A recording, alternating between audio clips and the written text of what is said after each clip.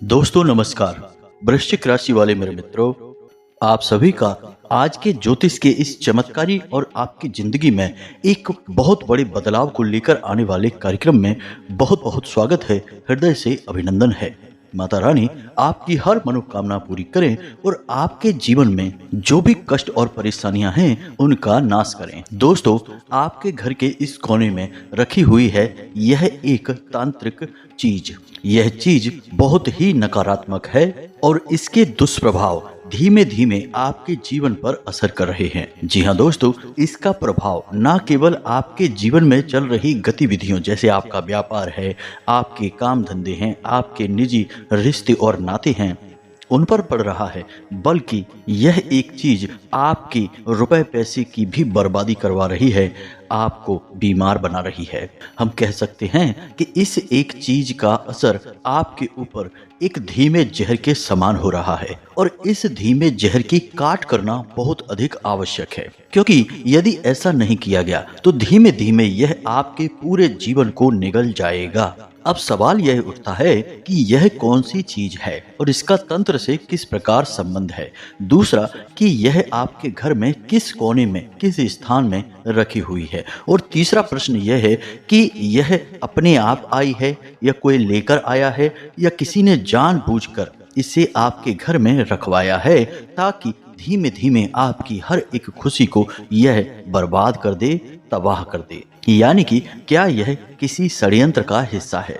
दोस्तों, आपके इन्हीं सारे प्रश्नों के जवाब हम आज के इस वीडियो में देंगे। दोस्तों, यकीन माने कि जो बातें हम आज आपको इस वीडियो में बताने जा रहे हैं उन हर एक बातों का हम आपको साक्ष्य देंगे, प्रमाण देंगे और वे साक्ष्य और प्रमाण इतने मजबूत और पुख्ता होंगे कि आपको निश्चित तौर पर यकीन हो जाएगा। इसी के साथ साथ दोस्तों, हम आपको इस चीज के प्रभाव से मुक्त करके इसे आपसे दूर भी करवा देंगे, यानी आपको पूरी जानकारी इसकी दे देंगे और इसे कैसे खत्म करना है इसके बारे में भी बताएंगे। क्योंकि दोस्तों, तांत्रिक क्रियाओं से जुड़ी हुई चीजों को हम यूं ही उठाकर यदि कहीं फेंक देते हैं तो उससे कोई फर्क नहीं पड़ता है, क्योंकि उस नकारात्मक ऊर्जा ने आपके घर को और आपको अच्छी तरह से पहचान और समझ लिया है। अब यह ऊर्जा वहीं वास करेगी। आप चाहे उस सामान को उठाकर कहीं भी फेंक दे, इससे फिर कोई फर्क नहीं पड़ता है। तो अब ऐसे में आपको ना केवल उस सामान को खत्म करना होगा बल्कि उस नकारात्मक ऊर्जा से भी मुक्ति प्राप्त करनी होगी, तभी आपको राहत मिलनी शुरू होगी। इसी के साथ साथ हम आपको एक ऐसा शक्तिशाली उपाय भी बताएंगे जिसे आपको एक बार करना है, उसके बाद फिर कभी आपके जीवन में यह नकारात्मक ऊर्जा प्रवेश नहीं कर पाएगी। अब हम आपको ऐसे शक्तिशाली उपाय पहले भी बता चुके हैं, लेकिन आज का यह उपाय बेहद ही गुप्त है और वैदिक संस्कृति पर आधारित है। तो इस उपाय की महत्ता बहुत बड़ी है। तो इसे आप यदि अपने जीवन में आजमाएंगे तो आपको निश्चित तौर पर नकारात्मक ऊर्जाओं से मुक्ति प्राप्त होगी और आपके जीवन में सद्गति आएगी, यानी कि ईश्वर की कृपा आएगी। जी हाँ दोस्तों, तो आज का यह वीडियो बेहद ही खास है। हम आपसे कहेंगे कि आप समय निकालकर इस महत्वपूर्ण वीडियो को अवश्य देखें, क्योंकि यदि आपने लापरवाही दिखाई और जल्दबाजी में इस वीडियो को बीच में छोड़ दिया तो आप निश्चित तौर पर अपना एक बहुत बड़ा नुकसान करवा बैठेंगे। क्योंकि दोस्तों, किसी न किसी से तो हमें ज्ञान प्राप्त करना ही पड़ता है और हम जो आपको ज्ञान देते हैं वह माई की कृपा और अनुभूतियों के आधार पर होता है। साथ ही साथ हम आपकी राशि का विशेष अध्ययन करने के बाद ग्रह गोचर के आधार पर ही आपको सारी बातें बताते हैं। तो यह जो ज्ञान है यह पूर्ण रूप से प्रमाणित है, क्योंकि इस ज्ञान के साथ माई की कृपा और आस्था जुड़ी हुई है। अब एक सबसे महत्वपूर्ण बात दोस्तों, कि जिन लोगों के मन में धर्म और भगवान के प्रति विश्वास है केवल वही इस वीडियो को देखेंगे। जिन लोगों के मन में विष का वास है और जो धर्म, आस्था और भगवान में भरोसा नहीं रखते हैं, अपने आप को ही सब कुछ समझते हैं, ऐसे लोगों की इस वीडियो में कोई आवश्यकता नहीं है, क्योंकि इन्हें कुछ भी प्राप्त नहीं होगा। ना तो इनके जीवन में कोई उद्धार होगा, ना ही इन्हें सद्गति प्राप्त होगी और ना ही इन्हें ईश्वर की कृपा प्राप्त होगी, फिर चाहे हम कितना ही जोर क्यों ना लगा ले दोस्तों। और ऐसे लोगों के लिए तो तुलसीदास जी ने भी रामायण में एक सोरठा लिखा है जो इस प्रकार है। फूलह फरहि न बैत जदपि सुधा बरसै जलध, मूरख हृदय न चेत जो गुरु मिलहि बिरंच सम। तो अब ऐसे सठ और धूर्त लोगों का तो केवल भगवान ही मालिक है। बाकी हमारा प्रयास तो उन लोगों के लिए है जो सात्विक हैं, आस्तिक हैं और शरणागति हैं भगवान की। जी हाँ दोस्तों, तो चलिए आज के इस महत्वपूर्ण ज्ञानवर्धक वीडियो को शुरू करते हैं। लेकिन इससे पहले आपसे एक निवेदन है कि कमेंट में पूरे भक्ति भाव के साथ जय माँ भद्रकाली कृपा करो, जय माँ भद्रकाली रक्षा करो, एक बार नहीं 3 बार लिखना। माता भद्रकाली आपकी निश्चित तौर पर पुकार सुनेंगी और मदद करने के लिए दौड़ी चली आएंगी। इसी के साथ साथ दोस्तों, आप अपना नाम और स्थान लिखना कमेंट बॉक्स में बिल्कुल भी ना भूलें। आप लोगों का प्रेम और आप लोगों का माई के प्रति भाव हम लंबे समय से देख रहे हैं। आप लोग कमेंट बॉक्स में अपना नाम भेज रहे हैं, स्थान भेज रहे हैं। हम शनिवार के होने वाले सर्व मनोकामना पूर्ति हवन में आपके नाम से आहुतियां करवा देंगे। इसी के साथ साथ माई के दिव्य दरबार में आपके नाम की अर्जी भी लगा देंगे। आप देखेंगे कि अगले ही दिन से आपके जीवन में सूक्ष्म परिवर्तन आने शुरू हो जाएंगे, यानी आपको अच्छी खबरें मिलनी शुरू हो जाएंगी। और यदि आपकी आस्था प्रबल है तो आपको बड़े चमत्कार भी देखने के लिए मिलेंगे। जी हाँ दोस्तों, तो चलिए आज के इस वीडियो में आगे बढ़ते हैं। तो दोस्तों समझिए, आज के समय में तांत्रिक कौन है। अब वो जमाना गया जब वेशधारी और चिरपरिचित तांत्रिक हुआ करते थे। पूरे क्षेत्र में कहीं एक आधा कोई बड़ा तांत्रिक हुआ करता था और लोग उसी के पास जा जाकर या तो अपनी समस्याओं का समाधान करवाया करते थे, या फिर वह तांत्रिक यदि कुटिल है, शैतान है, तो फिर दूसरों के जीवन के विनाश के लिए खतरनाक तांत्रिक क्रियाएं करवाया करते थे, यानी कि उसके बारे में सब जाना करते थे। सारा खेल खुलेआम होता था। लेकिन अब समय बदल गया है। अब ज्ञान की कोई कमी नहीं है।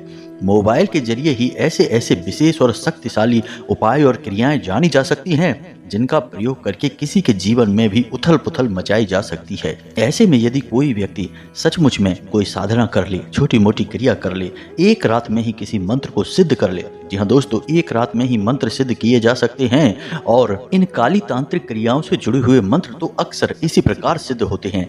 1 रात, 3 रात या 7 रातों में ही ये मंत्र सिद्ध हो जाते हैं। तो किसी ने यदि यह साधना कर ली तो वह खुद अपने आप में तांत्रिक बन गया। अब वह वेशधारी तो नहीं है, फिर भी वह गुप्त रूप से तांत्रिक है। अब वह किसी के जीवन में भी कुछ भी ऊंच नीच कर सकता है। जी हाँ दोस्तों, तो अब सवाल यह उठता है कि ऐसे खतरनाक छुपे हुए शत्रुओं को कैसे पहचाना जाए, क्योंकि इनका रूप और इनके चाल चलन को देखकर तो आप कभी भी अंदाजा लगा ही नहीं सकते हैं। तो अब ध्यान से सुनिए, छोटे छोटे संकेत हैं जो इनकी पहचान कराते हैं, क्योंकि हो सकता है कि आपके आस पड़ोस में, आपके घर परिवार या गली मोहल्ले में ही कोई ऐसा छुपा हुआ गुप्त तांत्रिक रह रहा हो। जी हाँ दोस्तों, तो ऐसे तांत्रिकों की छोटी छोटी पहचानें होती हैं, जैसे कि उनके माथे पर एक काला टीका, छोटा सा काला टीका अवश्य होगा ही।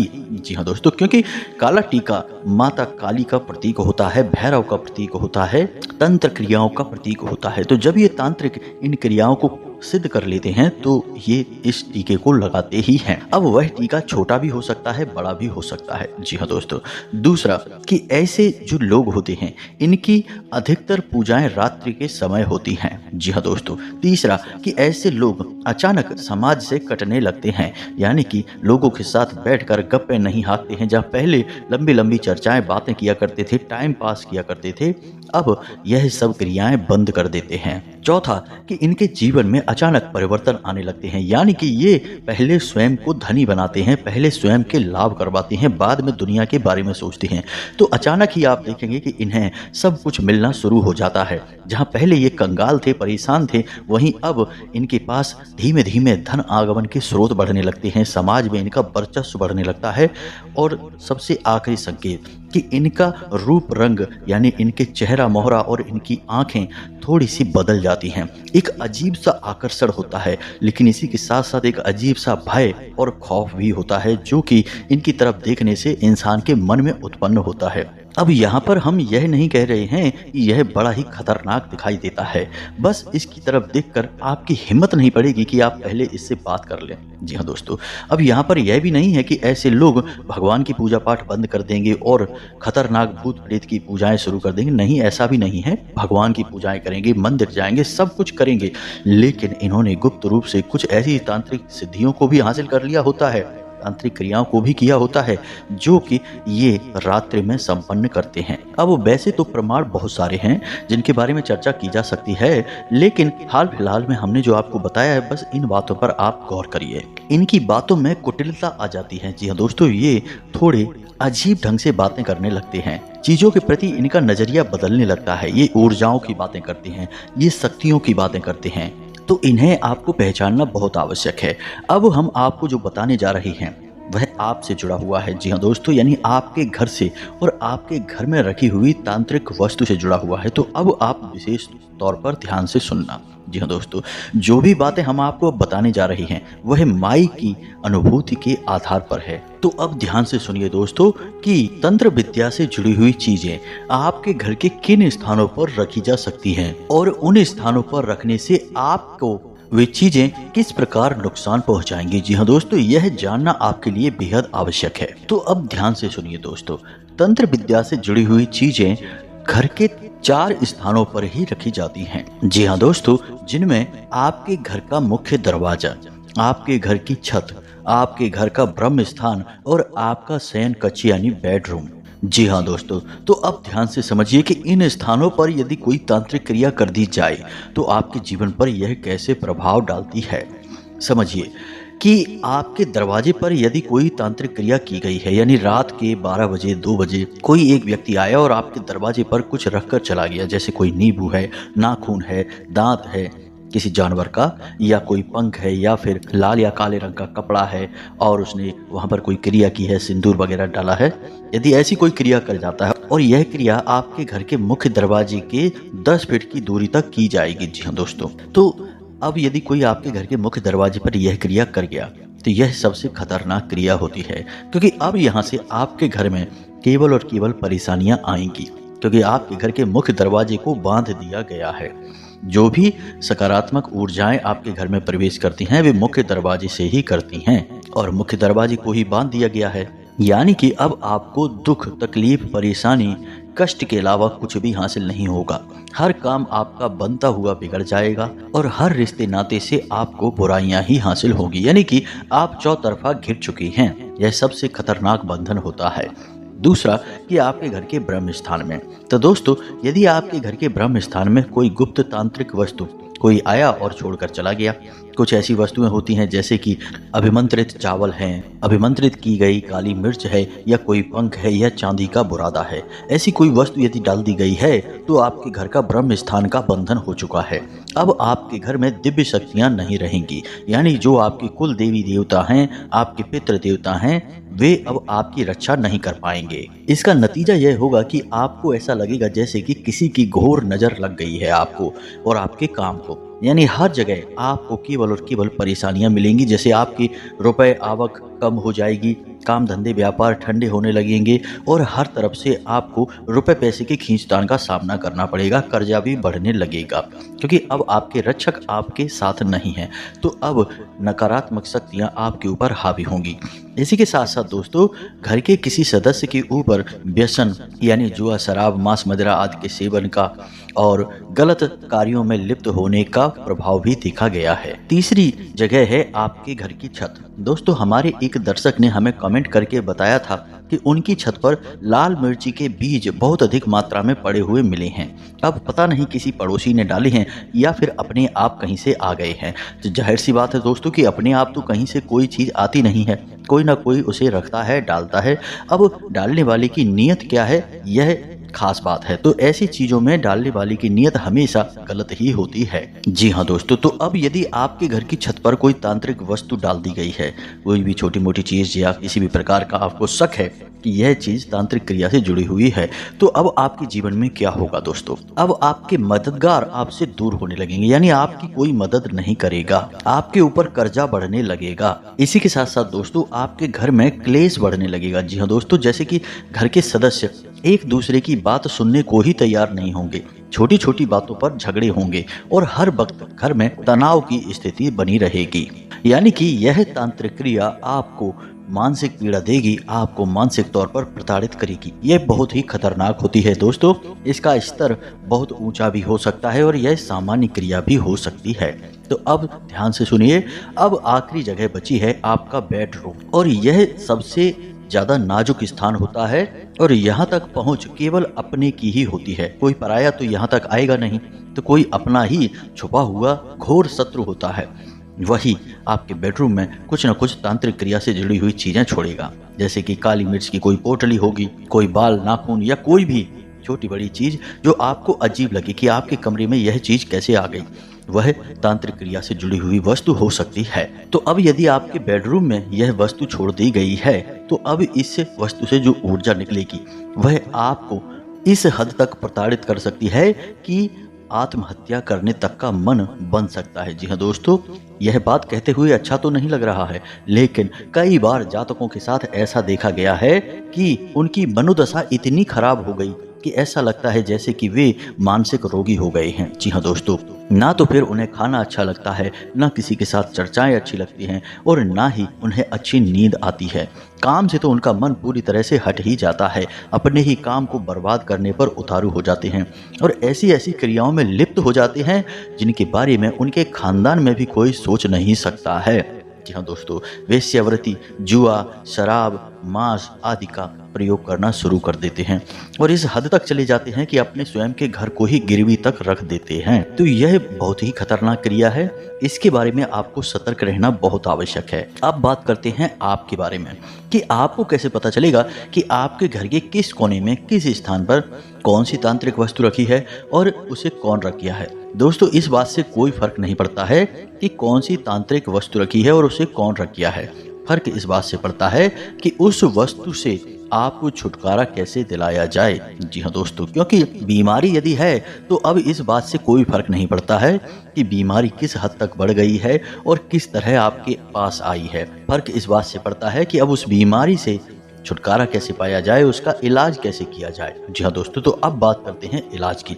यह बहुत ही महत्वपूर्ण है। दोस्तों, हम आपको बता दें कि यदि आपको विश्वास है कि कोई तांत्रिक क्रिया आपके ऊपर हो चुकी है तो आप इस उपाय को करें, और यदि आपको जरा सा भी शक है या आपको लगता है कि कोई तांत्रिक क्रिया नहीं हुई है, क्योंकि काली तांत्रिक क्रियाओं की एक विशेष खूबी यह भी है कि जातक को कभी इस बात का एहसास ही नहीं होता है, उसे शक भी नहीं होता है कि उसके ऊपर कोई तांत्रिक क्रिया कार्य कर रही है, किसी काली शक्ति ने उसके ऊपर कब्जा कर रखा है। जी हाँ दोस्तों, यानी कि भ्रम की स्थिति उत्पन्न कर देती है। तो अब यदि आपको जरा सा भी शक होता है तो इसका मतलब कि आपकी दिव्य शक्तियां जागृत हैं और वे आपको एहसास करवा रही हैं। तो आप हमारे कहने से इस क्रिया को एक बार जरूर कर लेना, और यदि आपको शक नहीं है, आपको लगता है कि आपके ऊपर कोई क्रिया नहीं हुई है, तब भी आप इस क्रिया को जो हम आपको बता रहे हैं, इस दिव्य प्रयोग को आप जरूर कर लें, क्योंकि पता नहीं कौन सी क्रिया कब किसने कर दी, किसकी काली नजर आपको लग गई, कब कैसे कौन कहाँ घात करेगा,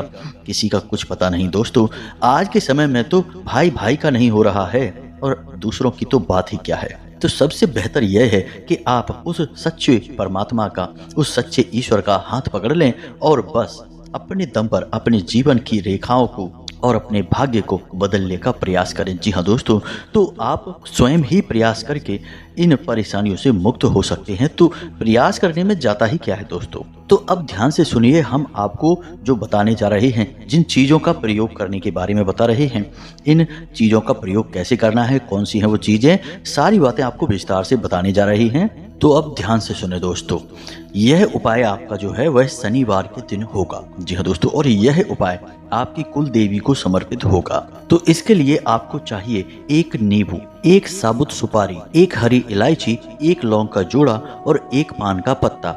इसी के साथ साथ दोस्तों, सूत का लाल कलावा। जी हाँ दोस्तों, याद रखना, कलावा सूत का ही होना चाहिए, नायलॉन का नहीं। अब आप इस क्रिया को भी समझ लो। यह क्रिया शनिवार को रात्रि के समय होगी, यानी कि रात को 9 बजे के आसपास। तो आप ध्यान से सुने, रात्रि के समय स्नान करने के बाद, शुद्ध होने के बाद कोशिश करें कि लाल रंग के कपड़े ही पहनें, लाल रंग का आसन बिछाएं और सामने एक चौकी सजाएं। चौकी पर भी लाल रंग का वस्त्र डालें और उसके ऊपर आपको ठीक बीचों बीच एक पान का पत्ता रखना है और उस पत्ते के ऊपर आपको सुपारी रखनी है। सुपारी के नीचे आप एक चांदी का सिक्का रखेंगे, ठीक इसके ऊपर आप जल छिड़केंगे। जी हाँ दोस्तों, साथ ही साथ आप लाल पुष्प अर्पित करेंगे। यह सुपारी आपकी कुल देवी का प्रतीक माना जाएगा। इसी के साथ साथ आप दीप जलाएंगे, गाय के घी का दीपक जलाएंगे, साथ ही साथ थोड़ा सा कपूर भी जलाएंगे। एक छोटी सी कटोरी ले लें और उसमें थोड़ा सा कपूर डालें, भीमसेनी कपूर होना चाहिए, और उस कपूर को आप जलाएंगे। इसी के साथ साथ आप जो सूत का कलावा था उसे आप छोटे टुकड़े में तोड़कर माई को वस्त्र अर्पित करेंगे, यानी उस सुपारी के आसपास उस वस्त्र को रख देंगे और बोलेंगे कि माई यह वस्त्र आपको समर्पित हैं। इससे पहले जो आपने दीपक जलाया था उस समय आप कुल देवी का आह्वान भी करेंगे। जी हाँ दोस्तों, आप अपने मन में बोलेंगे कि आपकी जो कुल देवी हैं वे आपके यहाँ स्थान ग्रहण करें, आप उन्हें बुला रहे हैं। जी हाँ दोस्तों, यह कुल देवी का आवाहन है। कोई विशेष मंत्र की आवश्यकता नहीं है, बस इतना बोल देने से ही काम हो जाएगा। फिर माई को वस्त्र अर्पित करें, प्रसाद अर्पित करें, पुष्प अर्पित करें और थोड़ा सा जल उस सुपारी के ऊपर छिड़कें, जो कि जल अर्पण हो जाएगा। और इसके बाद 21 बार इस मंत्र का उच्चारण करना है। मंत्र बहुत ही सरल है, ध्यान से सुने। ओम कुल देवताभ्यो नमः। जी हाँ दोस्तों, ओम कुल देवताभ्यो नमः। जी हाँ दोस्तों, तो जो भी आपकी कुल देवी या देवता होंगे वे इस मंत्र से जागृत हो उठेंगे। इसी के साथ साथ दोस्तों, आपने जो नींबू लिया था उस नींबू को आप माई के सामने रख देंगे और उसके बाद उस नींबू को बीच में से काट देंगे। जी हाँ दोस्तों, माई को यह नींबू की बलि समर्पित हो जाएगी। इसी के बाद आप इस नींबू में 4 लौंगे लगाएंगे, यानी कटे हुए भाग में अंदर 4 लौंगे आप उसमें फंसा देंगे और उस नींबू को बंद कर देंगे और उसके ऊपर लाल रंग का एक धागा लपेट देंगे। जो कलावा आप लेकर आए थे उस कलावे को लपेट देंगे। जी हाँ दोस्तों, अब बलि से आप सुनकर डर मत जाना, यह कोई खतरनाक बलि नहीं है, यह माई की विशेष पूजा में एक सामान्य सी प्रक्रिया है।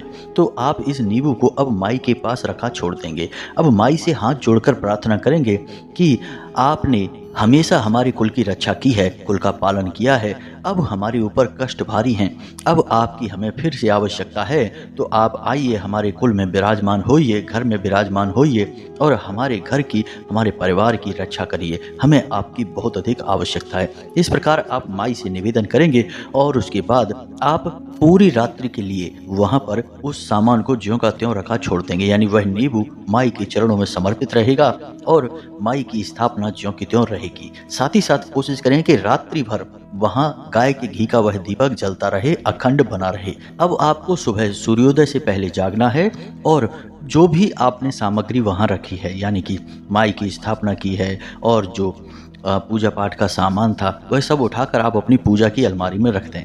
माई के वस्त्र और पुष्प और जो अन्य सामग्रियां थीं जैसे कलावा वगैरह, उसे आप एक थैली में भर लें और उसे बहते हुए जल में आपको विसर्जित करना है। सुपारी को आप अपनी पूजा की अलमारी में ही रखें, उसे विसर्जित नहीं करना है। सिक्के को भी आप अपनी पूजा की अलमारी में रखें और उसी सिक्के के ऊपर आपको वह सुपारी रखनी है। अब इस नींबू को आप जो सामने माई के रखा था उस नींबू को आप अपने बेडरूम में ले जाकर रख लें और पूरा दिन उसे बेडरूम में ही रखा रहने दें। अब अगले दिन रविवार को रात्रि को 12 बजे आपको यह नींबू अपने घर के बाहर लेकर आना है, यानी अपने घर के मुख्य दरवाजे पर, और इस नींबू को आपको इस प्रकार से फेंकना है क्योंकि यह 2 टुकड़ों में कटा हुआ है, इसमें लौंग लगी हुई हैं। तो अब अपनी कुल देवी को याद करते हुए अपने घर के मुख्य दरवाजे की दहलीज पर खड़े हो जाना है, बाहर की ओर मुख करके। अब एक हाथ से इस नींबू को उस तरफ, यानी इसका एक टुकड़ा जो है दाहिनी हाथ का, उसे आपको बाईं तरफ फेंकना है और जो बाईं हाथ में आपका नींबू का टुकड़ा है उसे आपको दाहिनी ओर फेंकना है, यानी क्रॉस करके इन दोनों टुकड़ों को आपको फेंकना है। जैसा कि महाभारत काल में भीम ने जरासंध के 2 भाग करके इधर उधर क्रॉस करके फेंके थे, ठीक इसी प्रकार आपको इस नींबू के दोनों टुकड़ों को फेंक देना है। साथ में लौंगे भी फेंक जाएंगी। जी हाँ दोस्तों, और हाथ जोड़कर अपनी कुल देवी से प्रार्थना करना है कि आपकी रक्षा करें, आपके कुल की, आपके परिवार की रक्षा करें और घर परिवार की उन्नति में सहयोग करें। इसके बाद आप सीधे अंदर आ जाएं। याद रखें कि इस क्रिया को करते हुए कोई आपको देखे ना और ठीक रात्रि को 12 बजे यह क्रिया आपको करनी है। बस दोस्तों, यह कोई तांत्रिक क्रिया नहीं है, यह सकारात्मक क्रिया है, आपकी कुल देवी को समर्पित है। जी हाँ दोस्तों, तो बस इस क्रिया को आप एक बार करके देखें और आप इसके परिणाम देखें। अब जो आपने कुल देवी को प्रसाद चढ़ाया था, इसके बारे में हम बताना भूल गए। इस प्रसाद को केवल घर के पुरुष सदस्य ही खाएंगे। इसे किसी महिला को खाने के लिए नहीं देना, किसी बच्चे को नहीं देना है। बस इस क्रिया को आप करें और आप देखेंगे कि आपके जीवन में जबरदस्त बदलाव आएंगे। हर वक्त आपकी कुल देवी आपकी रक्षक बनकर आपके सामने खड़ी हो जाएंगी और कोई भी बड़ी से बड़ी तांत्रिक क्रिया यदि आपके ऊपर कर दी गई है तो उससे आपको एक झटके में मुक्ति मिल जाएगी। और यदि कोई करने वाला होगा तो उसकी तांत्रिक क्रिया करने से पहले ही विफल हो जाएगी, यानी कि उसकी मानसिकता बदल जाएगी। तो उम्मीद है दोस्तों जो हमने आपको समझाया है वह आपको अच्छी तरह से समझ में आ गया होगा।